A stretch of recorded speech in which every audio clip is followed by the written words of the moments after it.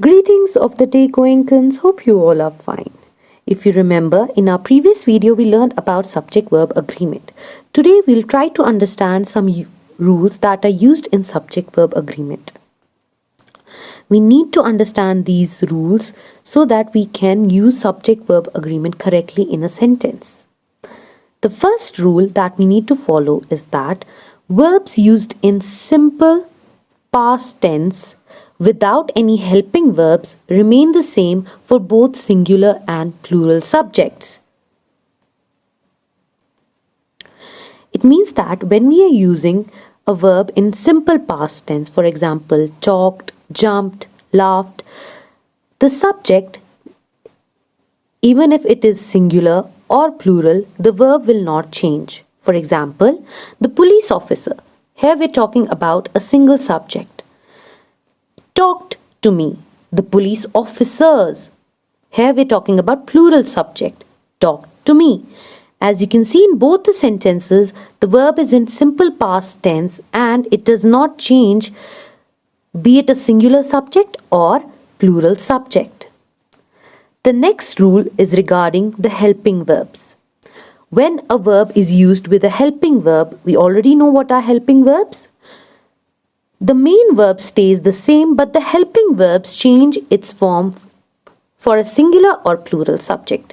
Here we have a table to know how the verbs change. The helping verbs change if it is a singular subject or a plural subject. When we are talking about a singular subject or noun in a sentence, the helping verbs used are is, was, has, does. And when we are talking about plural subject, that are plural nouns, the helping verbs used are, were, have, do. Let's look at some example to make it more clear. For example, the police officer. We have a singular subject here. Is talking to me. Is the helping verb used here and talking is the main verb. With singular subject, we're using the helping verb is. The police officers. Here we have plural subject. So we're using the helping verb are here. Are talking to me. Are is the helping verb and talking is the main verb here. Now look at this example. The girl, singular subject again, has just arrived. We are using has, the helping verb here with it. The girls, plural subject. The girls have just arrived. Here we're using the helping verb have.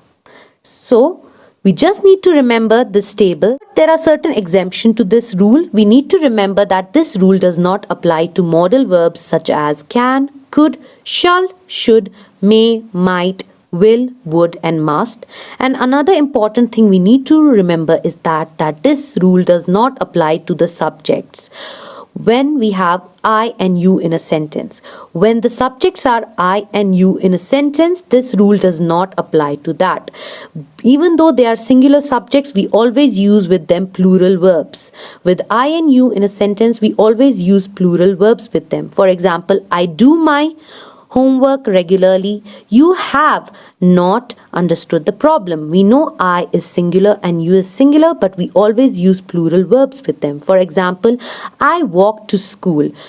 You walk to school. We always use plural form of verbs with them. And we know verbs are plural when they are in their normal general form without an S. Okay? Then another rule which we are going to learn today is that when the subject of a sentence has two or more nouns or pronouns connected by and, we use plural form of the verb. That means if the subject in a sentence are connected with and, for example, Alim and Harish play football together, you and I do the same work. See here, the subjects are connected with I, be it nouns or pronouns. The verbs used after them are in their plural forms. We know plural forms without an S in their normal form. Or we can have one more example. For example, Ram and Rohan are running together. See, when we have subjects connected with and, we use plural form of verbs with them. So these are the few rules that we need to remember for subject-verb agreement. In our next video, we'll be learning more rules. Till then, thank you so much, Goenkans.